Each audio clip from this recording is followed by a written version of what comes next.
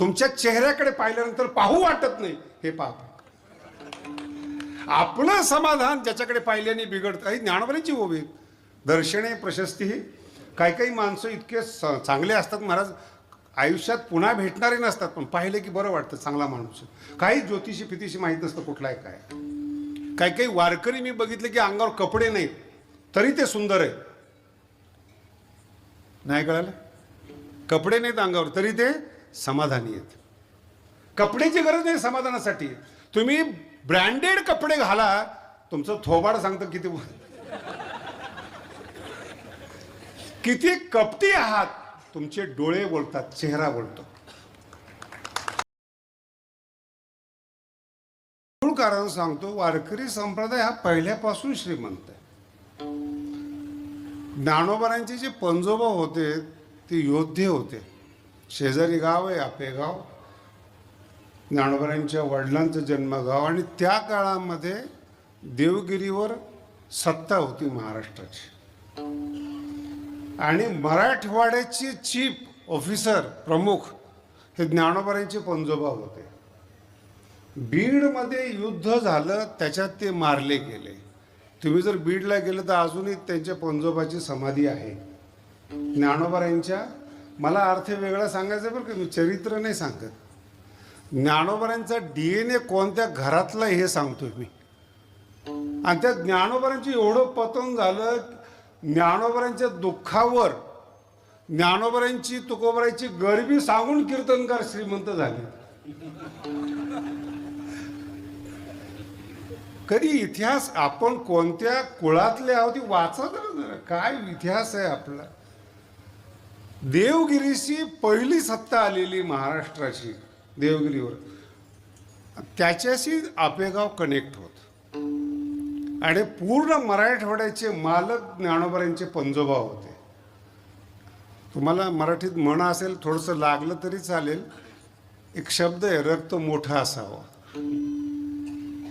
वाड्यात ओढ्याचं रक्त नसावं. रक्त मोठा असावं या शब्दाचा आत्ताचा अर्थ आहे DNA मोठा असला पाहिजे, विजन मोठं असलं पाहिजे.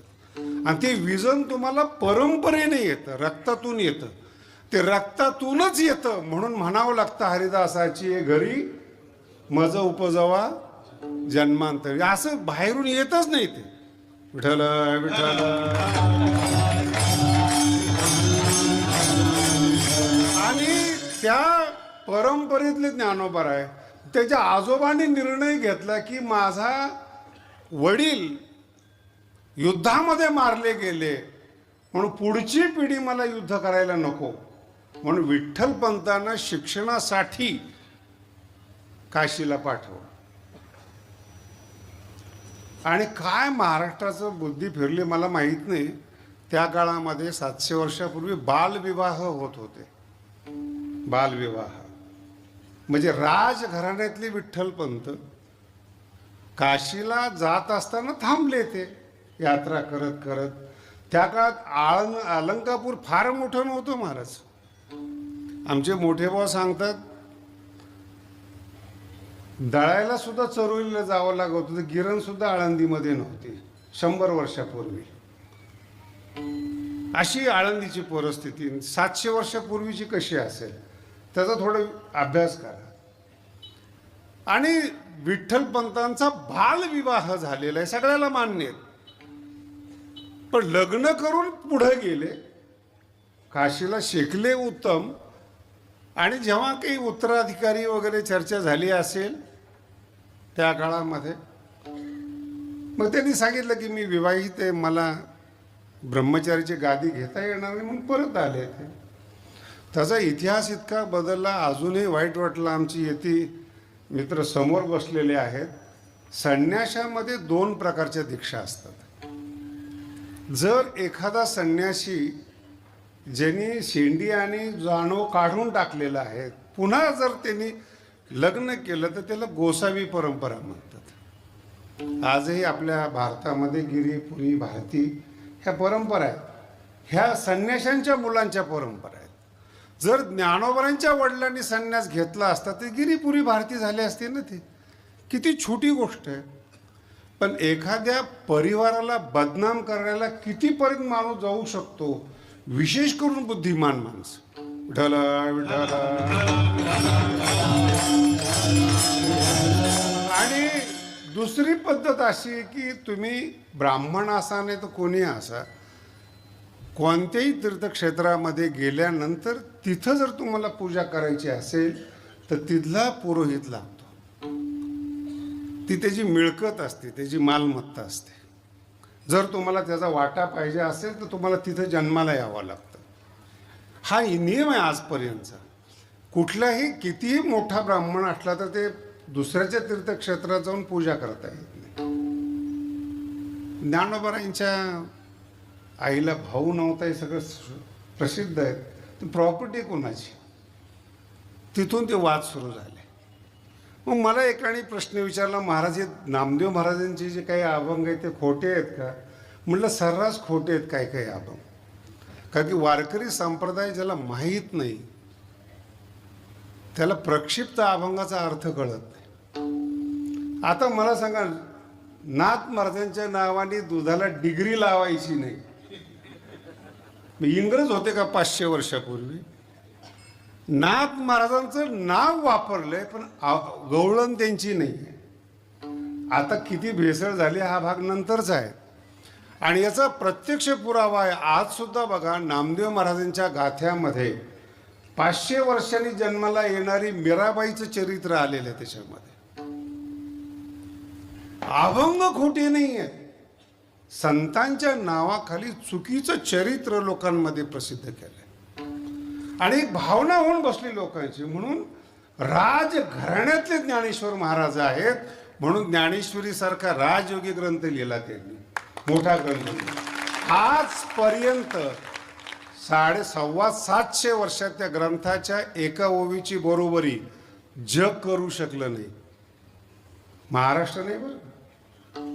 आता तुमचा अभ्यासच नाही संस्कृत मधला, काय लिहिले संस्कृतमध्ये, कशा संस्कृतमध्ये कविता आहेत, ज्ञानोबारांचं काव्य कसं आहे. आता तुलना करायला माणूस तर मोठा लागेल ना. जर वाड्या तोड्यातला माणूस ज्ञानोबारांचं चरित्र सांगायला लागला तो म्हणणारच खाणं पिणं मिळत नव्हतं, याला मिळत नाही, त्यांनी घातलं ज्ञानोबारांच्या नावाखाली. तुकोबारायांचा इतिहास सुद्धा तसाच आहे. तुकोबारायांचे मूळ पुरुष जे विश्वंभर बाबा आहेत त्यांचा एक मुलगा युद्धात मारला गेलाय आणि एका मुलाची जी परंपरा सुरू झाली त्याची 8वी पिढी हे तुकोबाराय आहे. त्या 8 पिढ्याचं पुण्य तिथं जन्माला आलं. आणि बाहेरच्या लोकांना इतिहासच माहिती नाहीत काय आहेत काही. आणि ह्या श्रीमंत परंपरेमध्ये आमचे नाथ महाराज आहेत. विठ्ठल विठ्ठल.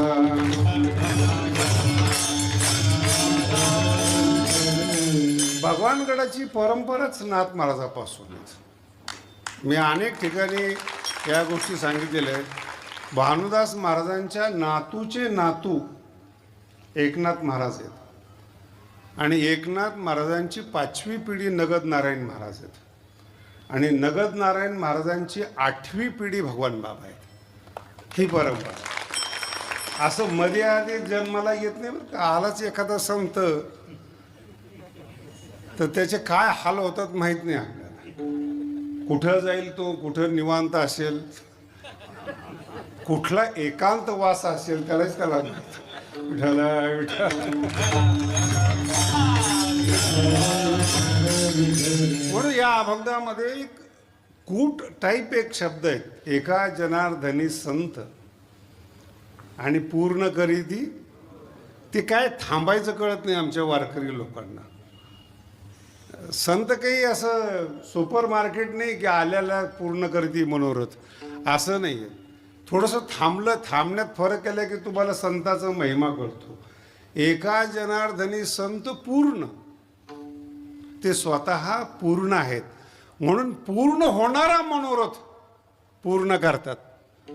सगळेच मनोरथ पूर्ण केलं तर एखाद्याला म्हणायचं मला मर्डर करायचं आहे, चोरी करायची, पूर्ण करी ती. असे संत जगात आहेत पण संप्रदायातले नाहीत. विठ्ठल विठ्ठल. म्हणून श्रीमंतापासून सुरू झालेला संप्रदाय आहे. ज्ञानोबरायापासून, ज्ञानोबरांच्या पंजोबापा, नाथ महाराजांची तर काय कीर्तनाला येणाऱ्या सगळ्यांना साखर वाटत होते. आणि काही काही इतिहास सुद्धा, जसं मी माऊलीच्या बद्दल बोललो ना, तसं नाथ महाराजांबद्दल एका इतिहासाचा मला फार राग आहे. माझ्या सगळ्या एपिसोडमध्ये तो इतिहासच सांगितला नाही. यवन अंगावरी आवडतच नाही हा इतिहास. मला एक सांगा, हे पैठण आहेत, प्रतिष्ठानपूर आहेत, ब्राह्मण शरीर आहे, सूर्यासारखं तेज पांघरलेलं आहे, आणि एक ब्राह्मण गोदावरीला आंघोळला जातो आणि त्याच्यावर यवन थुंकतो, आणि बाकीचे ब्राह्मण काय करत होते?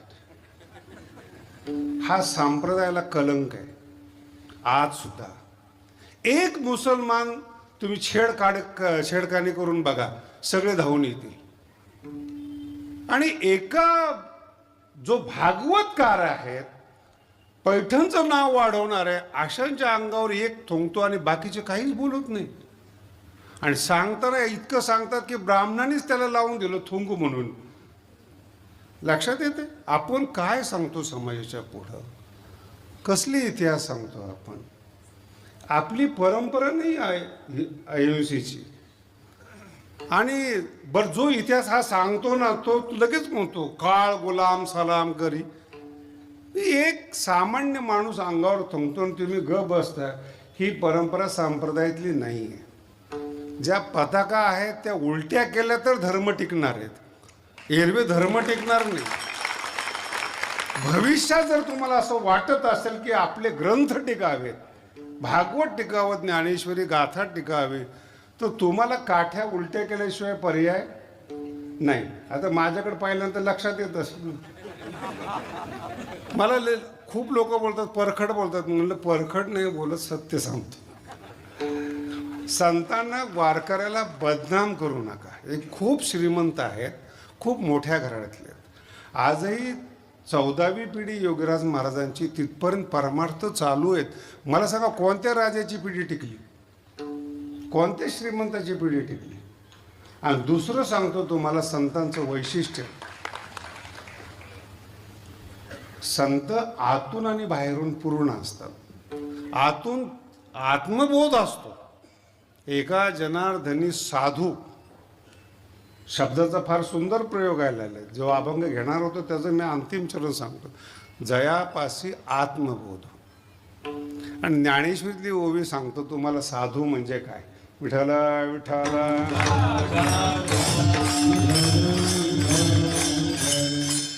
म्हणजे काय ज्ञानोबराला म्हणायचं, बाहेरी कर्मे छाळीला,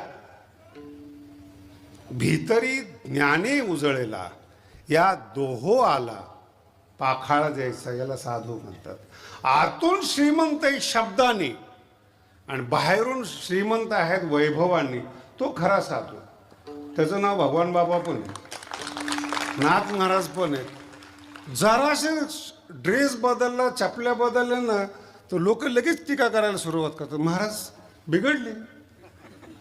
अज्ञानी माणसांनी नीट वागावं का? हे जग जर देवाचं आहे, त्याचा भोग साधू सुद्धा घेतात. साधू जास्त घेतात का की त्यांना समजतं भोग कसा घ्यायचा आहे. आत्ताची जर पिढी पाहिली ना मी, महाराज आता ठीक आहे चर्चा असते, भोग भोगण्याची सुद्धा आत्ताच्या तरुणाची लायकी नाही आहे. विठाला विठाला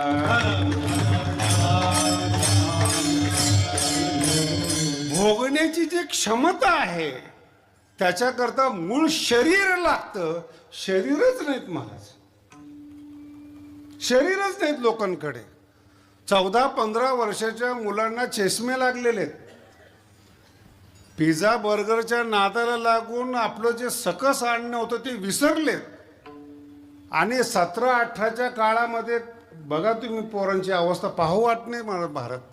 आणि मी तर एकदम खुलं सांगतो, श्रीमंताची जी मुलं आहेत, मुंबईतले मरवालीरचे जे मुलं आहेत ना, शत्रू त्यांच्या मुलांना बिघडवण्यासाठी व्यसनी करतात.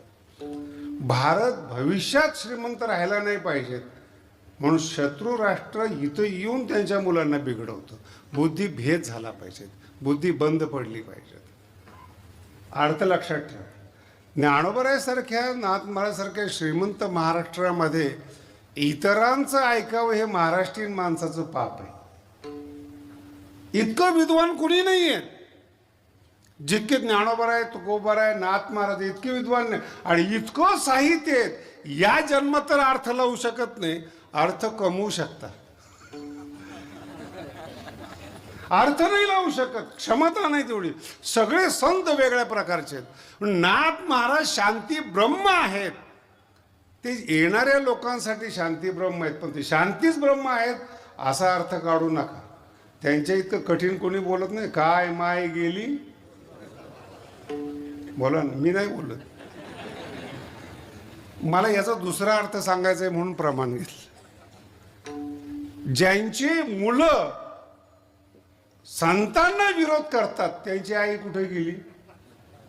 ते माणसाचे पोरं नाहीत असं नाथ महाराज सांगतात. पटते ना? लिखाण आहे. माणसाचे पोरं नाही आहेत ते. माणसापासून जन्माला तुकोबराय याच्यापेक्षा पुढे जाऊन बोलतात. माझा अर्थ वेगळा आहे. ज्या श्रीमंत संस्कृतीमध्ये, श्रीमंत संतांच्या परंपरेमध्ये आपण राहतो, ज्ञानानं आणि अर्थानं श्रीमंत असणाऱ्या संताकडे आपण राहतो, तिथे भिकारी वृत्ती कामाची नाही. त्याला बदनाम करणं, त्या संप्रदायाला संताला नावं ठेवणं, त्यांना मागासलेलं म्हणणं, हे कुठंतरी शत्रू लोकांचं काम आहे, ज्याचा पसरा आणि प्रसार होतो. पण हळूहळू सोशल माध्यमातून जे ज्ञान आहे संप्रदायाचं ते हळूहळू बाहेर येतात. आमचे नवीन कीर्तनकार खूप तयार झालेत आणि ते मला असं वाटतं ते भविष्यात अजून चांगले आहेत. कसे का होईना फाईट तर देतात, काही का होईना निदान प्रतिकार करण्याचा प्रयत्न करतात. आणि ज्ञान आहे, आतून श्रीमंत असलं पाहिजे. किती लिखाण आहेत नाथ महाराजांचं. भागवत एकच ग्रंथ आहेत असं मला म्हणायचं नाही बरं का. मुख्य ग्रंथ ज्याला आपण भागवत म्हणतो, भागवत संप्रदाय म्हणतो, त्याच्यासाठी तो लिहिलेला आहे. 11 स्कंद आहेत, पण सगळं वाङ्मय नाथ महाराजांचं वाखणण्यासारखं आहे. विठ्ठला विठ्ठला.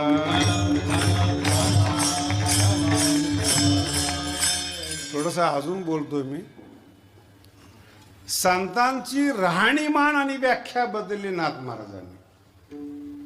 कसं राहिलं पाहिजे, कसं दिसलं पाहिजे, कसा ड्रेस कोड असला पाहिजे, पहिल्यांदा संप्रदायामध्ये बदल केला नाथ महाराजांनी.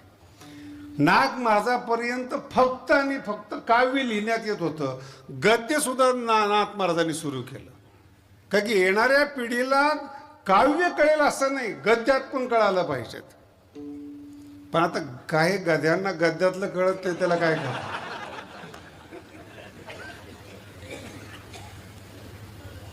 त्यांना माफ करावा असं म्हणत नाहीत. माझा मुद्दा वेगळा आहे. माप काढतात पण त्यांना माफ करावं लागतं. बुद्धी छोटी आहेत. एक न्यायशास्त्रामध्ये खूप मोठं प्रमाण आहे दिधितिकार. दुष्यो वचम, माझ्या बोलण्याला, माझ्या आशयाला दोष द्यावा. ग्रंथकार सांगतात मला ते मान्य आहे, पण निपुणम विभाव्य, माझा आशय तरी कळू द्या ना तुम्हाला. मी काय लिहिलंय हे कळण्याची ताकद तुमच्यामध्ये आली ना, मग दोष द्यावा. भावा व बोध विहितम, जर वाक्याचा भाव काढला तुम्ही आणि नंतर दोष दिला, न दुनोती दोष, त्याला दोष मानला जात नाही. इथं भाव कळत नसताना भाव खातात. न हरिपाठ पाठ आहे न ज्ञानेश्वरी. मला एकाने प्रश्न विचारला मुंबईमध्ये, ज्ञानेश्वरी मराठीत आहे का? म्हटलं कशाला मराठी बोलतोस तू?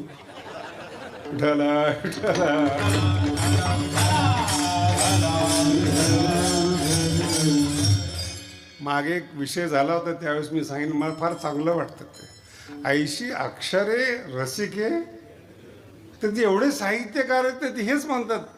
ज्ञानेश्वर महाराज मराठीचं गुणगान गातात, माऊली म्हणतात मराठीचं नाहीत, माझ्या अक्षराचं गुणगान आहेत. 80 अक्षरे मिळेल म्हणजे मी मिळवणार, जे अमृता ते पैजा जिंकणार आहेत. आपल्या अक्षर म्हणजे भाषाच बोलता येत नाही महाराज. काय काय कीर्तनकाराला तर इतकं, मी एक विद्यार्थी अवस्थेत चांगला पखवाज वाजवत होतो आणि नेमकं अशा माणसाचं कीर्तन होतं ज्याला मराठीच बोलता येत नव्हते, पण ज्यांना कीर्तन करता येत नाही ते मॅनेजमेंट फार छान करतात बरं का.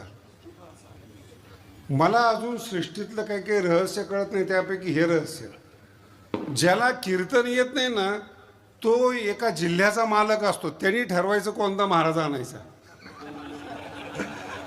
त्याला स्वतःला कीर्तन येत नाही आणि तो ज्याची स्तुती करेल त्याच कीर्तनकाराला बोलवणार, चांगल्या कीर्तनकाराला बोलवणार.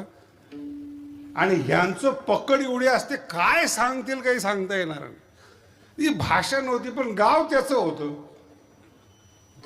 त्याला म्हणलं, हे पा तुला मराठी नीट बोलता येत नाही, जरा चांगली बोल, तुझं कीर्तन आहे ना तर चांगली बोल. वाजवायला मीच होतो. तो चांगल्या बोलण्याच्या नादात काय म्हणलं, तो दिली विंद्रिये हातपाय का. अंधारामध्ये माणूस एकटा निघाला तर काय होईल, आता काय बोलावं त्याला. आणि हसायला मी एकटाच होतो, बाकीच्यांना तीच मराठी आवडत होती. आपली क्षमता काय, आपली योग्यता काय, त्याच्या पुढं जाऊन सांगतो. ज्यांचा ग्रंथ आहे ना त्यांचा अधिकार पहिला समजला पाहिजे. बोलताना फार चांगलं वाटतं. भारताचा युवराज आहे अर्जुन, जो ऐकणार आहे. म्हणून ज्ञानोबराय म्हणतात अर्जुनाची पांथी बसण्याची योग्यता बरं का. अर्जुनाच्या, आता जो भारताचा युवराज आहे त्याच्या पंक्तीला कोणता श्रीमंत बसू शकतो बरं. तुम्ही आता आपलं सगळं भारत विदेश चावळून बघा, मालक आहे ते भारताचे. भावाचे भांडणं असले तरी दोघं मालकच आहेत ना. त्याला सांगितलेली गीता आणि त्याला सांगितलेला त्याग हे सामान्य माणसाने सांगू नये. मला एक माझा शास्त्री मित्र होता, नतेश्वर मते बुधहा अत्यंतवंत कौंतेय. मी म्हणलं एवढ्या जोरात बोलू नको बाबा. नतेषु रमते बुधहा, पहिलं तुझ्याकडे आहे काय ते सांग. तेषु बुधहा असल्यानंतर मग रममान होत नाही. नाही कळालं, आहे अगोदर आणि मग रममान होत नाही हे ठीक आहे, पण काहीच नाही आणि विश्वसुंदरचा त्याग करून ब्रह्मचारी झालो, याला बोलण्याला काय किंमत आहे. तुझी योग्यता काय, तुझं, आता जास्त बोलत नाही मी. ग्रंथ कोणाचा आहे, ज्ञानोबराय बोलणार आहेत. आणि ज्ञानोबराय बोलताना ज्ञानोबरायांनीच ज्ञानोबरायांचं वर्णन करावं ज्ञानेश्वरीचं, अशी ज्ञानोबरायांची विशेषता आहे. तसं ज्या अभंगाला आपण हात लावतो ते कोण आहेत, ते स्वतः पूर्ण आहेत. एका जनार्दनी संत पूर्ण, इथं थांबायला पाहिजे. ते पूर्ण आहे म्हणून इतरांचा मनोरथ पूर्ण करतात. अपूर्णातल्या लोकांना जमतच नाही, ते फक्त त्याग दाखवतात. ज्ञानेश्वरीमध्ये एक प्रक्रिया अशी आलेली आहे की जगातल्या कोणत्याही माणसाकडे वैराग्य नाहीये. वैराग्याच्या डिग्री आहेत, वैराग्य नाही आहेत. का की वैराग्य हा ईश्वराचा प्रसाद आहे. तुम्ही त्याग करू शकता. अर्थ कळाला तुम्हाला. काही चहाचा त्याग करतात, तंबाखूचा करतात, माळ घातल्यानंतर नॉनव्हेज सोडतात. हा त्याग आहे, वैराग्य नाही.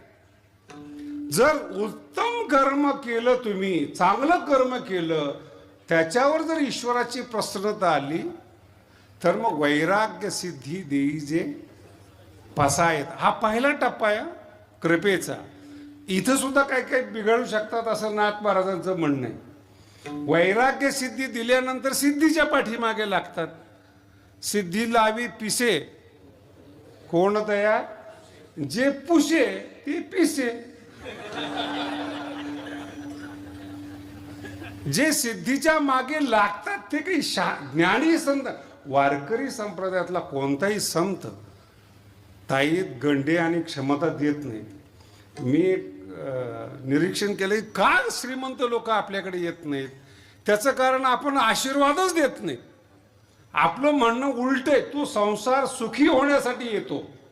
जेवढे जगातले साधू आहेत बघा तुम्ही, राजकारणी सहित कोणत्या ना कोणत्या साधूच्या पायाला बांधलेले. कशा करता? काहीतरी आशीर्वाद द्या, खुर्ची मिळावी, पैसा मिळावा, धनधान्य मिळावं. आणि संप्रदाय जर संताकडे आला तर संत नीट बोलतच नाही. तो सांगतो, अरे काय ठेवलं याच्यामध्ये? संसार दुःख मूळ चोहीकडे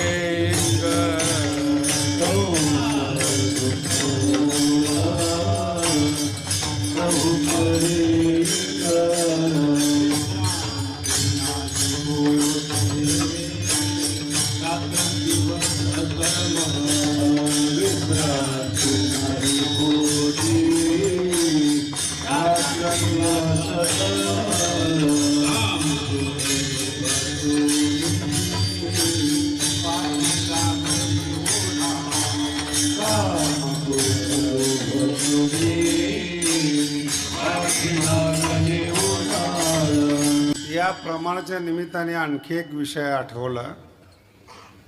हे प्रमाण ज्ञानोबरायांचे आहे. आणि या संसार दुःखामुळे 700 वर्ष झालेले आहेत. मला इतकं वाईट वाटतं काय काय वेळेस मराठीची सुरुवात, मराठीची संपन्नता, मराठीची विशेषता, मराठीला सूत्रबद्धता सगळं ज्ञानोबरायांनी आणले. जेवढे साहित्यकार आहेत यांनी ज्ञानोबरायांचे उपकार मानायला पाहिजेत. मराठी गवळणी त्यांनीच तयार केले, अभंग त्यांनी तयार केले, हरिपाठ, काव्य सगळं ज्ञानोबरायांनी तयार केलं. आणि त्या ज्ञानोबरायाला मागासलेलं म्हणणं शोभतं का? बरं, त्याचे जे पोर आहेत वारकरी यांना तरी कळायला पाहिजे ना. इथं सत्य सांगितलेले संप्रदायामध्ये तो जरा घोटाळा. संसार दुःख, तो संसार आशीर्वाद घेण्यासाठी आलेला आहे, पण सांगताना संसार दुःखामुळे सांगितलेले आहेत, बसतच नाहीत. म्हणून श्रीमंत लोक संप्रदायात नाही आहेत. तुम्ही तर का श्रीमंत लोकांना, तर माझ्या भाषेत सांगतो, फार भोगाच्या मागे लागलेले असतात म्हणून फार प्रतिभा चालते असं समजू नका. सगळे मुलं शाळा शिकलेले आहेत माझ्याकडे आता, असं काही जुन्यासारखं राहिलं नाही.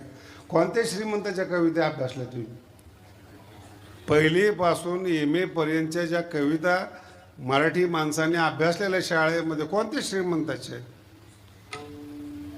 अहो, त्यांचे धडे सुद्धा नसतात, धड नसल्यामुळे. ज्यांनी पराक्रम केले त्यांचे धडे, ज्यांनी धड केलं राष्ट्राचं त्यांचे धडे. कविता लिहिता येतात ते श्रीमंत माणसाला.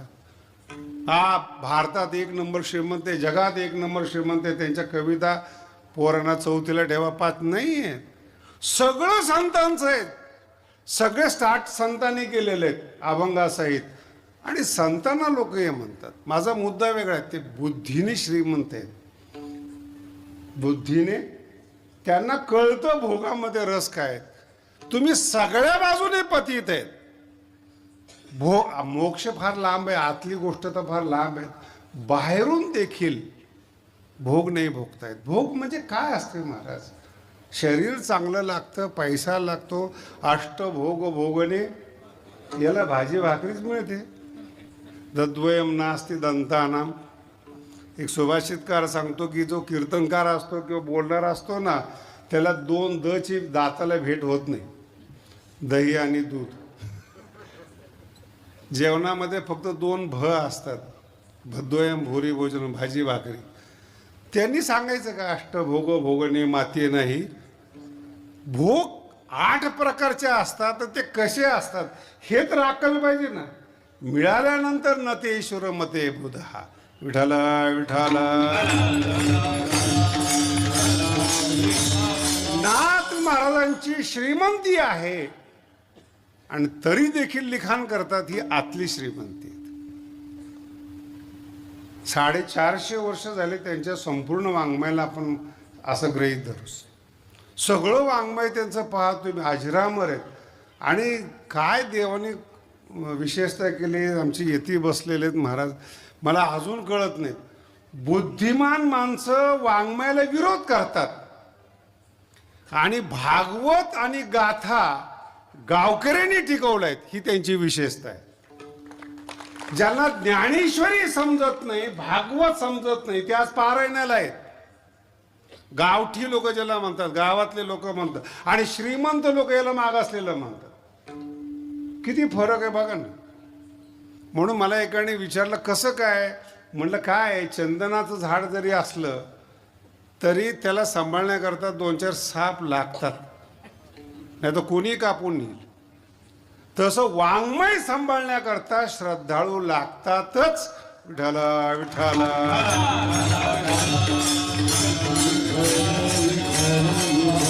आणि हे श्रीमंताचं वाङ्मय आहेत, श्रीमंत वाङ्मय आहेत, श्रीमंतीतून जन्माला आलेलं वाङ्मय. म्हणून कधी लक्षात ठेवा, पोट भरल्याशिवाय वाङ्मय तयार होत नाही.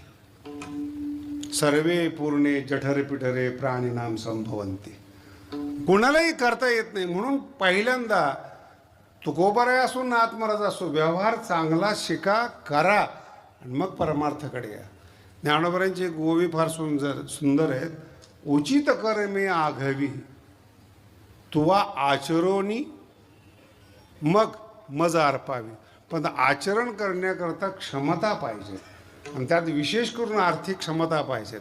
आणि आर्थिक क्षमता मेंदूवर ठरली जाते. मी मागे एकदा श्रीमंतीचं वर्णन ऐकलं की रोज 10 लाख जर खर्च केले तर 500 वर्ष टिकणार आहेत. एवढी श्रीमंती माणसाने कमवली. जगाची जगाची श्रीमंती असते ना, किती डॉलर किती काय. म्हटलं अरे ठीक आहे, रोज 10 लाख रुपये तर खर्च करू शकत नाही, पण समजा, पण याला 500 वर्ष आयुष्य देणार कोण? 22व्या वर्षात जो चमत्कार केलाय तो काही 500 वर्ष जगून 700 वर्ष आले तर अजून बरोबरी होत नाहीत. श्रीमंताचं वाङ्मय आहे. म्हणून संताकडे पाहण्याचा दृष्टिकोन बदला, कारण की ते पूर्ण आहेत. तुमची गरज नाही असा अर्थ आहे याचा. विठाला विठाला. एका जनार्दनी संत पूर्ण, म्हणजे तुमची गरज. मग काय करतात? आणि दुसरा नाथ महाराजांची विशेषता सांगतो तुम्हाला. आयता देव तुमच्या हातात देत नाही. जे मनोरथ पूर्ण करतात ना, ते कोणाचे मनोरथ पूर्ण करतात? तेने साधती साधती साधन. साधना साध्य करण्याकरता ते मनोरथ पूर्ण करतात.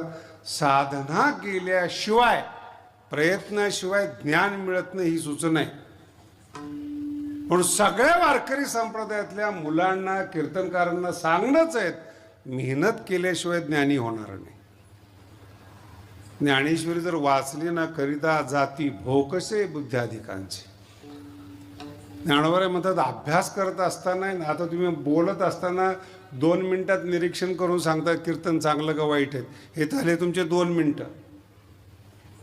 पण या कीर्तनाला येईपर्यंत जो मागचा पढावा असतो ना, करिता जाती भोकसे, हे कळत नाही.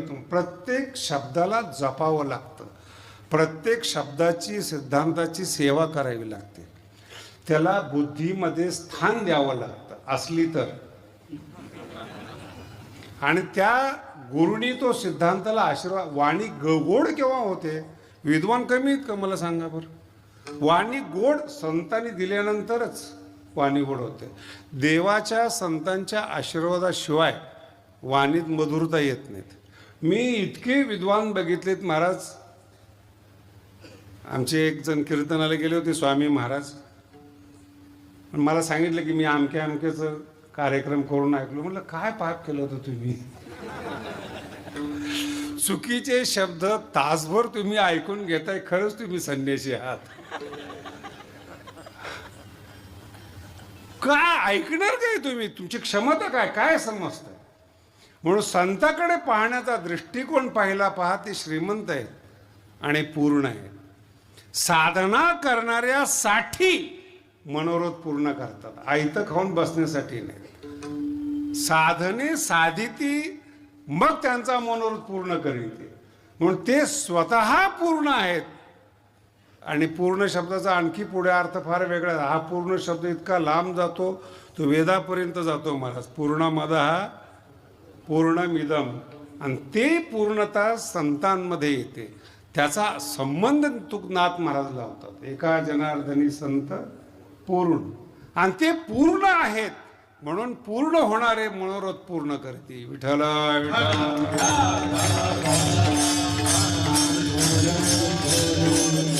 आता याचा आमच्या न्यायशास्त्राच्या पद्धतीने दुसरा अर्थ आहे. मग इतर पूर्ण नाहीत का? अपूर्णच आहेत. इतर पूर्ण हा प्रश्न सुद्धा येऊ नये माणसाच्या मनामध्ये. अपूर्णच आहेत जी. आणि तुम्हाला पाप आणि पुण्य शब्दाची व्याख्या सांगतो. खदखद जर तुमच्या मनात असली ना जगताना, ते पाप आहे.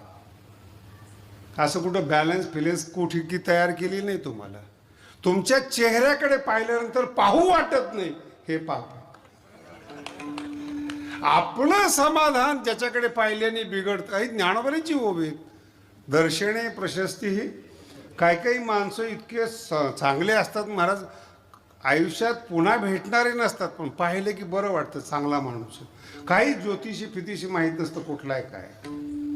काही काही वारकरी मी बघितले की अंगावर कपडे नाहीत तरी ते सुंदर आहे. नाही कळालं? कपडे नाहीत अंगावर तरी ते समाधानी आहेत. कपड्याची गरज नाही समाधानासाठी. तुम्ही ब्रँडेड कपडे घाला, तुमचं थोबाड सांगतं किती किती कपटी आहात. तुमचे डोळे बोलतात, चेहरा बोलतो. अनुभव घेऊन पाहतो. जेवढे श्रीमंत आणि बुद्धिमान लोक आहेत, नुसतं 2 मिनिटं बसावं त्यांच्याजवळ, पळून जावं असं वाटतं. आमच्या महाराजांनी ते कीर्तन ऐकलं. संन्याशी जमतंय त्यांना, मी जात नाही. मला आजपर्यंत टाळ घेऊन कोणी पाहिलं नाही बरं का. कारण की वाईट चांगलं नाही झालं तरी चालेल, पण आपले सिद्धांत बिघडता कामा नये. जपावे लागतात. ते सांगतात जपावे लागतात. वाक्य जपावे लागतात, अक्षरं जपावी लागतात, सेवा करावी लागते. आणि सगळा संसार करत असताना नाथ महाराजांनी लिहिलंय. मी नाथ महाराजाला आहे ना पूल मानतो. पूल जो असतो ना, 2 तीराला टेकलेला असतो. तो 2 तीराला एकाच वेळेस टेकलेला असतो. तसं नाथ महाराज जेव्हा त्यांच्या पाठीमागे पाहतात तेव्हा त्यांना कैवल्याचा पुतळा दिसतो. हे एक टोक आहे नाथ महाराजांचं. तुमच्याकडे जेव्हा पाहतात जोहार मायव, हे टोक हे दुसऱ्या संतात सापडणार नाही. हे जे जोड आहे ना, हा इतर संतात नाहीच. लिहित असताना एकदम सांभाळ. आता तसा पाहिलं तर बघा, हरिप्राप्तीशी उपाय एकदम साधे शब्द आहेत. तुम्ही हरिपाठ, माऊलीचा हरिपाठ कठीण आहे. कठीण म्हणण्यापेक्षा तो ज्ञानेश्वरीपेक्षा कठीण आहे. हा माझा अनुभव आहे. विठ्ठला विठ्ठला. ज्यांना संस्कृत शिकलेले आहे, शिकता येतं, त्यांना हरिपाठ लावत असताना कळतं की त्रास किती होतो. संस्कृतमध्ये अनुवृत्ती नावाचा एक प्रकार आहे. सूत्रेषु अदृष्टम पदम. सूत्रात जर काही शब्द कमी असले ते वरून खाली येतात. ते तसं हरिपाठामध्ये सूत्र आहेत आणि ज्ञानोबरांचे सूत्र आहेत. जर ते कमी वाटले की ते वरून येऊन बसतात आणि ते गोळा करता करता तुमची नाकी नऊ येते. त्याला म्हणतात हरिपाठ. आणि माऊलीचं टाचं नाही महाराज, विस्तार कळत नाही ज्ञानेश्वरी. ज्ञानोबरांचे सूत्र कधी कळणार? मी तर असं म्हणेल, जुन्या काळामध्ये अगोदर ग्रंथ लिहिले जायचे सूत्र आणि त्याच्यावर नंतर भाष्य व्हायचं. माऊली असा चमत्कार आहे, अगोदर त्यांनी भाष्य लिहिलं, नंतर त्याचं सूत्र लिहिलं, त्याला हरिपाठ म्हणतात. किती डोकं लावा तुम्ही, किती डोकं लावा. एक आत्ताच्या भाषेतल्या लोकांप्रमाणे मी एक शब्द सांगतो, बुद्धीचे वैभव. किती पाठ आहे बरं तुमच्या. तुम्ही हा शब्द वर्तमान काळात माणसाच्या चिकित्सेसाठी लावा. तुम्ही जेवढे बुद्धिमान आहे जगामध्ये, जेवढे बुद्धिमान आहे, जे स्वतःला बुद्धीच्या जोरावर ज्यांनी वैभव कमवलेलं आहे, जग पादाक्रांत केलेलं आहे, त्यांचे इतिहास आहे, त्यांचे ग्रंथ आहेत. मी गरीब कसा होतो, नंतर श्रीमंत कसा झालो, मी वर्ल्ड माझ्या ताब्यात कसं घेतलं, ग्रंथ आहेत त्यांचे. ज्ञानोबराकडे पहा बरं, बुद्धीचे वैभव. अरे जग ताब्यात घेतलंस, पण जगदीश्वर ताब्यात घेणाऱ्याला बुद्धीचं वैभव म्हणतात. हे मी बोलते, तुम्ही विनाकारण टाळ्या नका हो. एक केशी राज तिथंच लिहिलेलं आहे. तुमचं लक्ष जात नाही अतिपरिचयात दोघांच्या बाबतीमध्ये. विठ्ठला विठ्ठला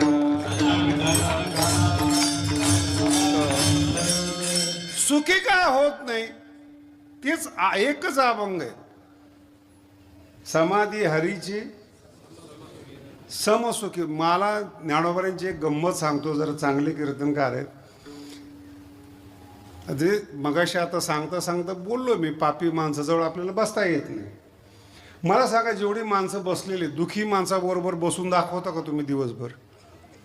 जो दुखी आहे, संसाराचं गाऱ्हाणं सांगणार आहे, सगळ्या बाजूनी पतित आहेत, त्याच्याजवळ बसून दाखव. कीर्तनकार असू द्या हो, ज्ञानेश्वरी सोडून जर तो बोलायला लागला तर बसूच वाटत नाही त्याला. ज्ञानोबांनी सूचना केलेली, बोलूच नाही, बोलण्याची नाही. पहिली गोष्ट, जर बोलायला लागला परिसता होय मायबाप. ऐकणाऱ्याला असं वाटतं की आपल्या कानामध्ये आईबापाने अमृत टाकलेले, याला बोलणं म्हणतात साधूच. आणि अभ्यास करून नाही बसत. ज्ञानोबांनी लिहिलेले, देव कोणाला प्राप्त होतो? सुखी पुरुषोत्तम असे जैसा. याचं वक्रता कळत नाही बघा. म्हणून मगाशी म्हणलं, नाथ महाराज जरा खुलं बोलतात. काय माय जीवा नवे लाव, उघडं बोलतात. नाथ माऊलीसारखं वाकडं बोलणारं जगात कुणीच नाही. सुखी पुरुषोत्तम, जो सुखी आहे तिथे पुरुषोत्तम असे जैसा. म्हणजे दुखी माणसाकडे तो नाही, तो जगाचा सगळी श्रीमंत झाला तरी माणूस तिथे नाही, देव तिथे नाही आहे. सुखी पुरुषोत्तम. मग सुखी कोण आहेत? त्याच्यावर संपूर्ण जग आधारित आहेत. मला दया तेथ धर्म. जर धर्म टिकला तरच तुम्ही सुखी व्हाल. एरवी सुखी होणार. हे 700 वर्षापूर्वी माऊलींनी सांगितले. दया तेथ धर्म तेथ सुखागम. जिथं धर्म आहे तिथं सुखी आहात. मला सांगा, आपण एवढे माणसं आज कीर्तनाला बसलो, हे महाराष्ट्रातच शक्य आहे. तुम्ही इतर राष्ट्रात जाऊन पहा बरं, बंदी होईल का तुम्हाला? भजनाला बंदी करतात तो लोक. घरातल्या घरात परमार्थ करा, बाहेर करायचा. कोणतंही राष्ट्र असो जगामध्ये, मोठमोठे तत्वज्ञानाला प्रतिबंधक करणारे धर्मवेडे आहेत. पण जो धर्म चालत असेल ते इथेच धर्म सुखागम. तो धार्मिक आहे, धर्म तेथ. आणि जिथं सुखाचं आगमन आहे तिथं देव आहे. देवाला जर दुःखी माणसं आवडत नाहीत तर तुम्ही का म्हणून देवाच्या मागे लागतात? मोठं मोठं ताट घेऊन जातात, मोठे मोठे अलंकार करतात, जमत नाही त्याला. सुखी पुरुषोत्तम. सुखी कोण आहेत? एका जनार्दनी संत. फक्त संत पूर्ण आहेत, संत सुखी आहेत. आणि आश्चर्य काय माहिती का संप्रदायाचं? त्या संतांना देव नकोय तरी तो मागे लागतो. याला म्हणतात वारकरी संप्रदाय. विठ्ठला विठ्ठला. कोण वारकरी? कोणाला वारकरी? देव नकोय. तुकोबराय वारी करत असताना देवाला आशीर्वाद द्यायला जातात. तुका म्हणे तुझी नलगे धसोडी. आम्ही बोलण्यासाठी आलोय रे, काही पाहिजे असं नाही. काही जे होतं आमच्याकडे ते उधळून टाकलंय, तेच मागण्याकरता पुन्हा आम्ही तुझ्याकडे येणार नाही. नामयाचे पाठी चाले. आणि नाथ महाराजांचा दृष्टांत प्रसिद्ध आहे. महाराज कावडीने. तुम्ही कोणाचे? महाराष्ट्राची विशेषता आहे बरं का ती. देव नकोय तरी तो त्यांच्या मागे लागतो. सुखी पुरुषोत्तम. कारण की संत पूर्ण आहे म्हणून देव पाठीमागे लागतो. अपूर्ण माणसाकडे तुम्ही पैसे मागाव, काही नुसतं बोलायला जा, बोलणारच नाहीत माणसं. लांबून म्हणतात शनी आला. आणि जास्त असेल तर 7:30 आली. माणसाला पाहून 7:30 वाटणं हा पुरुषार्थाचा, आपल्या जीवनाचा अपमान आहे. महाराज, तुम्ही जर कोणाच्या घरी जात असाल, कोणाकडे पाहुणे म्हणून जात असाल, जड म्हणून जाऊ नका. बोलवल्याशिवाय तर जाऊच नाही, हा भाग वेगळा आहे. काय देणार आहे कोण महाराज? जे ते दुखी, तुम्ही दुखी, पुन्हा जाणून बोजून एकत्र येत आहेत, देणार कोण? नाही कळालं? दाताच नाही कोणी महाराज. फक्त तुम्ही आशा करतायत. आणि तुमच्यातलाच एक जण साधू होतो, जा बेटा तेरा कल्याण हो, त्याची भिवंडी झालेली असते. याचं कल्याण. आमचे एक कीर्तनकार फार सुंदर आहेत, त्याने एकदा विनोद केला होता, माझ्या अजून लक्षात येतो. ते म्हणे आपण ज्यांना निवडून देतो माझा चुकीचा अर्थ काढू नका, काढला तरी काही फरक पडणार नाही. आपण ज्यांना निवडून देतो ते मतं मागायला येत असताना म्हणतात आम्ही तुमचं कल्याण करू, आणि आपण निवडून दिल्यानंतर ते मुंबईला जातात. आपण इथं, ते मुंबईला आणि कल्याणमध्ये. पुन्हा कल्याणाची दोघांची भेट होत. विठाला विठाला. कोण करणार महाराज? कोणाला? आपलं पडलेलं सगळ्या लोकांना. फक्त साधूच एक असे आहेत, तुमचं कल्याण करण्याची इच्छा करतात. आणि हे इतके अभंग मोठे आहेत. तुम्हाला फक्त दिग्दर्शन करतो. देव जो कोणी देऊ शकत नाही या जगातला, भोग देऊ शकतात, मदत करू शकतात, तुमच्याबरोबर येऊ शकतात, पण हरी देऊ शकत नाहीत. आणि ज्यांना हरी पाहिजे अशी द्यायची ताकद संतांमध्ये आहेत. किती मोठी गोष्ट आहे ती हरी प्राप्ती. त्याला एकदम आपण काय सहज घेतो ना चरणाला, ते आपले चरण चांगले नसतात. कोणत्याही अक्षराला गंभीरतेनं घ्यावं लागतं. हरी प्राप्तीशी ज्याला देव पाहिजे असेल त्यांना धरावे संताचे ते पाय. शब्दाचा अर्थ ज्ञान आहे बरं का, नाही तर पायच धराल. संप्रदायातला ते कोड वर्ड आहे तो. पाय म्हणजे स्वरूप ज्ञान. हरीचं जर ज्ञान पाहिजे असेल तर धरावे, सेवा करा, अगरवता करावे, दास्यस धरावे. आणि त्यांचं ज्ञान मिळाल्यानंतर त्यांच्या ज्ञानाप्रमाणे साधना केली पाहिजे. एखादा गायक मनुष्य आहे, त्याला नोटेशन दिलं शिकून, पण त्याने प्रॅक्टिस नाही केली तर त्याला स्वर दिसतो पण लागत नाही ना. गळा नाही, ते नरड आहे. ते नरड्याचं गळा बनवणं याला साधना म्हणतात. किती साधना असते महाराज. मी अनेक गायकांचे इंटरव्ह्यू रात्रभर थंडीमध्ये स्वर लावत बसतात. रात्र 12-12 तास. आपल्याला वाटतं गाणं फार चांगलं आहे, हे आपल्याला बोलायला काय, आपण 2 मिनिटात बदलतो. पण गडावर एक जण आले होते, तर मला फोन केला त्यांनी. आता काय नवीन परत युग आलेलं आहे म्हणे, महाराज आम्ही येतोय. म्हणलं या, सोय होईल का? सगळी सोय होईल, पण सगळं बरोबर घेऊन या, बाकीची सोय होणार नाही. भगवानगड आहे. मग ते फोन करतात. आणि बघा कशी लवकर, मी जर एखाद्या कामात असलो, लिखाणात असलो, लवकर बाहेर गेलं नाही, त्यांचं मन बदलतं.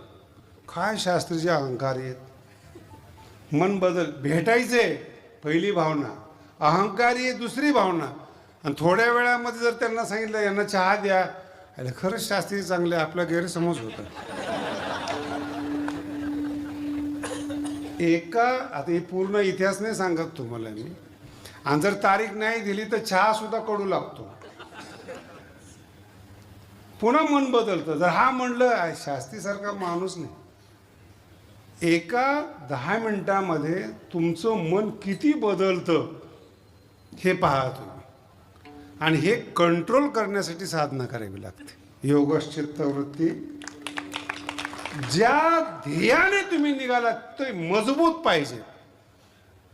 ज्ञान दिलं त्यांनी, धरावे संताचे ते, पण साधना कुणी करायची? चुकवून आला पहाडी, ते आपलं काम आहे, संताचं काम नाही आहे ते. सद्वासनेच्या मग साधू संगे. किती कळतं मला माहित नाही. अगोदर शुद्ध व्हा, काम क्रोधाच्या साखळीतून चुकवून स्वतः आला, मग तो जर सद्वासनेच्या डोंगरावर आला, मग साधू संगे सुभटा. ओजू म्हणजे सरळ. मग त्याच्या अगोदर संत संगती काही कामाची नाही म्हणून दुसरं चरण आहे. तेने साधती, ते ज्ञान देतात. नाही म्हणे महाराज किती मोठे संत असू द्या, अहंकारी असले, जर आम्ही ठरवलं त्यांच्या पाया नाही पडायचं, तिसऱ्या चरणात बसत नाही. समित पाणी, जात असताना सुद्धा हात जोडून जा. तुम्हाला ज्ञान पाहिजे उलट बोलत आले तर. मला एक मित्र आहे माझा, त्याला काही ज्ञानेश्वरीतली ओवी सुटत नव्हती. ज्ञानेश्वरीने सोडलेला होता तो. आता त्यांनी एका ज्ञानेश्वर महाराजांच्या ओवीवर आक्षेप घेतला माझ्यासमोरच. म्हणजे शास्त्रीजी मला ह्या ओवीवर संशय आहे. मग ही ओवी अशा अशा पद्धतीने चुकीची. म्हणलं यस उत्तम, पण तुम्हाला काय वाटत? मला काहीच वाटत नाही. म्हणलं मूर्खाबद्दल काय वाटत नाही. मग ही ओवी सोडवायची कशी? म्हणलं शिष्य म्हणून शरण ये. वादविवाद करणारा आणि बुद्धिमान म्हणून जर तुम्ही आला तर तुम्हाला ज्ञान देणार नाही. संताविना प्राप्ती धरावे संताचे. तू जर वादविवाद करणार आला तर तुला उत्तर दिलंच पाहिजे असं थोडंच आहे काय. एक माझ्या जीवनातली घटना आहे. स्वामीजीकडे शिकत असताना तर स्वामीजी रहस्य ईशावास्य रहस्योपनिषद त्याचे 50 ग्रंथ प्युअर संस्कृतमध्ये आणि ते त्यांनाच कळत होते. आजही मुंबईमध्ये 1000 कोटीची त्यांची प्रॉपर्टी आणि आम्ही उत्तराधिकारी शोधतोय. फक्त स्वामीचे ग्रंथ वाचता येईल त्याला आम्ही गादी देतोय. आज धर्माची परिस्थिती किती वाईट झाली बघा.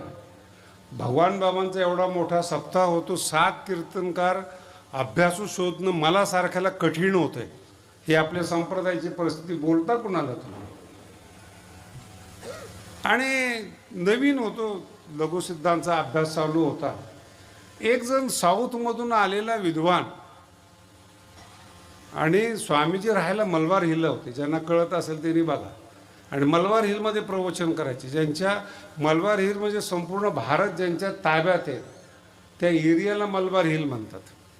आणि तिथं स्वामीजींचे प्रवचन, तिथं तो विद्वान आलेला आणि ते असं संस्कृतमध्ये बोलायला सुरुवात केली. आम्ही नवीन 7-8 महिने झालेलं आमचं इको येण्याची चाललेलं आणि हा इतका बोलायला. स्वामीजी बोलतच नव्हते संस्कृत.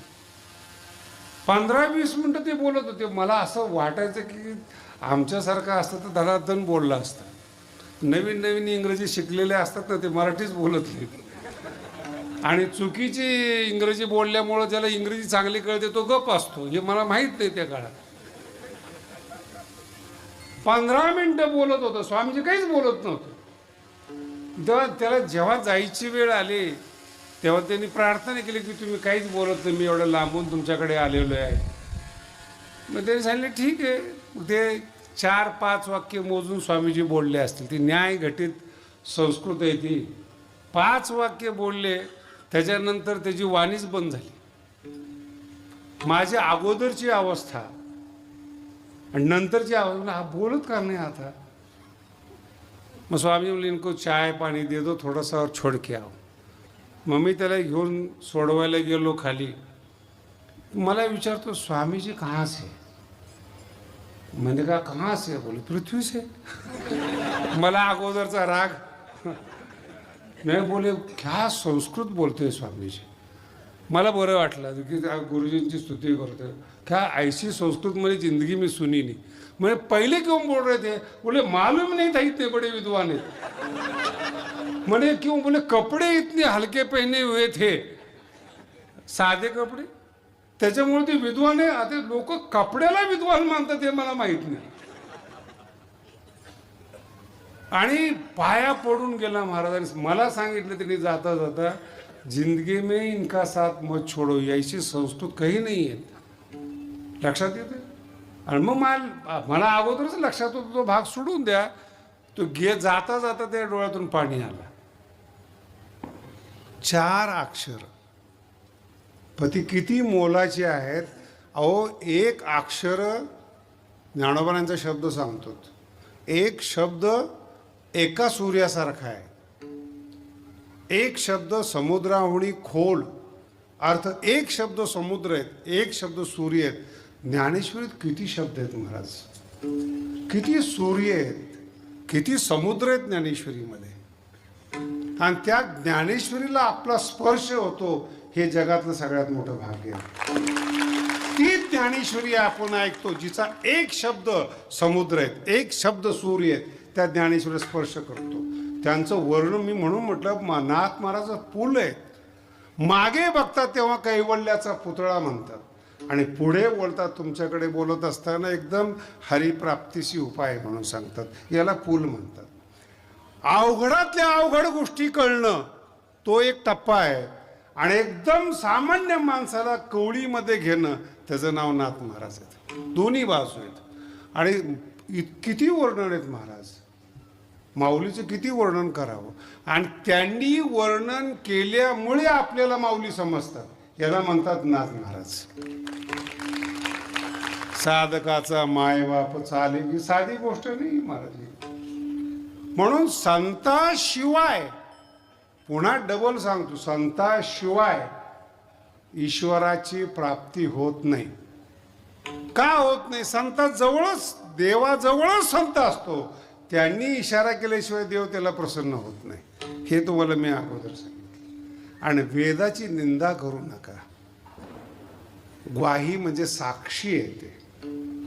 द्वारकेचा राणा अशी साक्ष देणारे वेदशास्त्र उभारी ज्ञानोबाराय पण म्हणतात. म्हणून कोणताही माणूस ज्ञानी असू द्या, कोणतंही पुस्तक चांगलं असू द्या, कोणतंही भंडार चांगला असू द्या, व्यक्तीकडे पाहू नका, ज्ञानाकडे पहा. ज्ञानोबराय कोण आहेत, नाथ महाराज कोण आहेत हे नका पाहू, त्यांच्या ज्ञानाकडे पहा. तुमचा उद्धार होईल. विठोबा रखुमाई